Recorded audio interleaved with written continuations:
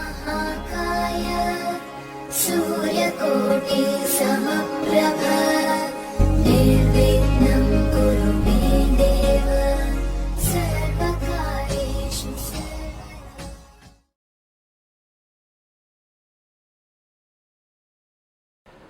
मेरे बहुत ही प्रिय और बेहद सम्मानित साथियों, हृदय की गहराइयों से अभिनंदन, बहुत बहुत हार्दिक स्वागत। साथियों, मंगल पर चर्चा जारी है और आज चर्चा अष्टम मंगल पर। यदि मंगल पर आप विस्तार से अपनी कुंडली के बारे में जानना चाहते हैं, क्या मंगली दोष होता है, उसके क्या क्या उपाय हैं, किस भाव में वो कैसा प्रभावित होता है, तो इसकी हमने विस्तार से जानकारी, चूंकि हमारे इसके पहले कई एपिसोड बन चुके हैं, तो यहाँ आई बटन में हम उसका आपको लिंक दे रहे हैं, आप जाकर के उसको देख सकते हैं। साथियों, अष्टम मंगल को सर्वाधिक अनिष्टकारी, सर्वाधिक विनाशकारी विद्वानों ने माना है।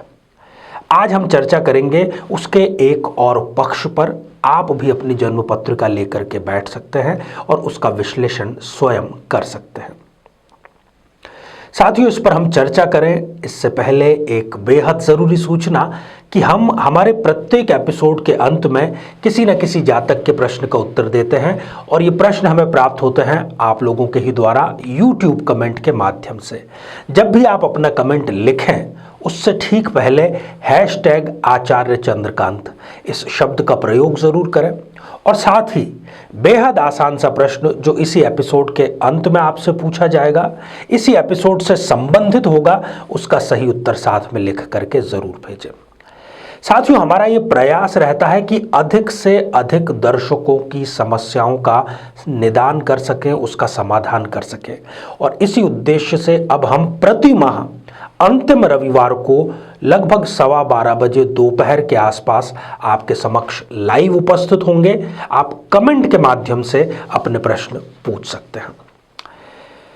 तो साथियों, बात अष्टम मंगल की। मंगली दोष के जितने स्वरूप हैं उसमें अष्टम मंगल को सर्वाधिक कष्टकारी, एक तरीके से कहें तो मंगल दोष की यहाँ पर पराकाष्ठा होती है, ऐसा विद्वानों ने कहा है। स्वयं महर्षि पराशर का श्लोक है कि मृत्यु धन नाशम पराभवः, धन का भी नाश देता है और ये जीवन साथी की मृत्यु का भी कारण कई बार बन जाता है। साथियों, जब हम अष्टम भाव पर विचार कर रहे थे, इस एपिसोड का निर्माण कर रहे थे, उसी दौरान शोध के आसपास जब हमने कई कुंडलियों की छानबीन की, तो एक ऐसा केस सामने आया जिसको बहुत संक्षेप में जानना आपके लिए ज़रूरी है। अरेंज मैरिज की गई। हालांकि उन्होंने कहा कि उन्होंने कुंडलियों का मिलान भी करवाया था, पर ईश्वर जाने उन्होंने किससे कुंडली का मिलवान कराया। कुछ ही समय बाद जब पति और पत्नी में नोक झोंक बहुत ज़्यादा होने लगी, तो जो बिटिया थी वो अपने माता पिता के घर वापस आ गई।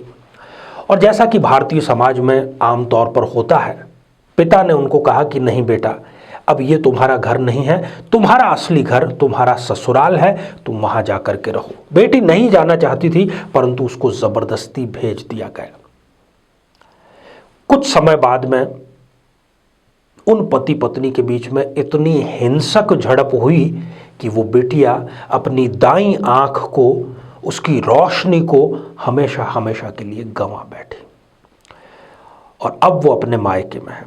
अब उसके पिता भी सोचते हैं कि काश मैंने इसको वापस न भेजा होता। साथियों, इसमें दोष ना तो पिता का है, क्योंकि पिता को ऐसा कुछ भी नहीं पता था कि ऐसी अनहोनी होने वाली है।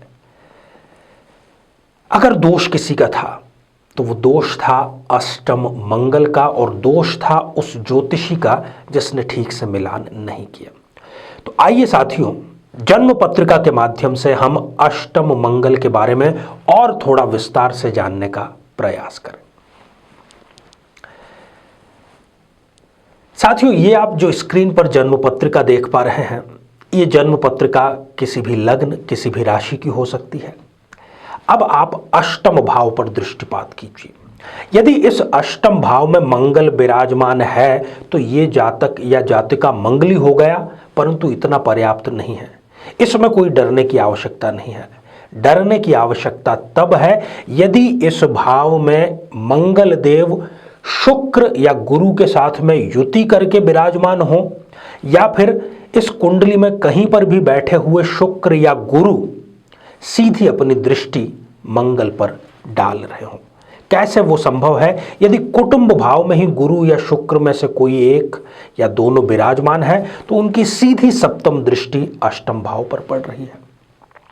यदि चतुर्थ भाव में गुरुदेव विराजमान है तो उनकी सीधी पंचम दृष्टि अष्टम भाव पर पड़ रही है।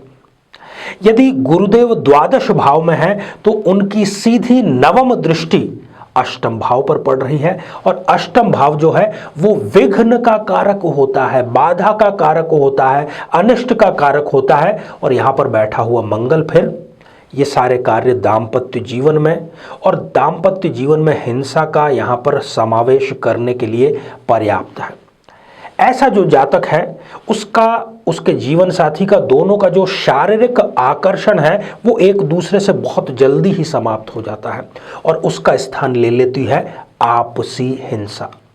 ऐसा जो व्यक्ति है वो अवैध धन या आकस्मिक धन उसको बार बार लगातार जीवन में मिलता ही रहता है। नॉन वेज अर्थात मांसाहार इसको बहुत शौक से ये व्यक्ति सेवन करता है। श्वास से संबंधित विकार इनको होता है। ब्लड प्रेशर के भी ये शिकार 40 वर्ष की आयु के आसपास अवश्य होते हैं और जीवन भर त्वचा संबंधी कोई ना कोई समस्या इनको बनी रहती है। तो साथियों,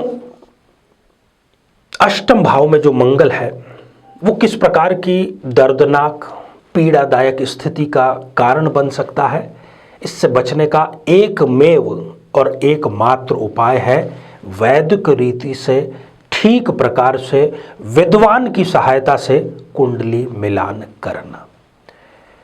तो मुझे पूरी आशा है कि आप जरूर इसका लाभ प्राप्त करेंगे। आइए साथियों, अब हम बढ़ते हैं आज के हमारे कमेंट के चरण की ओर। आज हमने कमेंट शामिल किया है शिल्पा शर्मा जी का, जो कि उन्होंने लिखा है मेरठ उत्तर प्रदेश से। शिल्पा जी, आपने लिखा है कि कई बार लगातार आप सरकारी एग्जाम की अच्छे से तैयारी करके एग्जाम दे चुके हैं, परंतु सिवाय निराशा के परिणाम और कुछ भी नहीं आया। शिल्पा जी, आपकी जन्म पत्रिका में सूर्य देव जो है वो द्वादश भाव में जाकर के विराजमान हो गए हैं, चंद्रमा नीच राशि के विराजमान हो गए हैं और मंगल की यदि बात करूं तो वो अंगारक योग के शिकार हो गए हैं। ये तीनों ही ग्रह जो कि सरकारी नौकरी का कारण या कारक बनते हैं, अच्छी स्थिति में नहीं है। इसलिए मेरी आपको सलाह यही है कि आप निजी क्षेत्र में अपना भाग्य आजमाएं।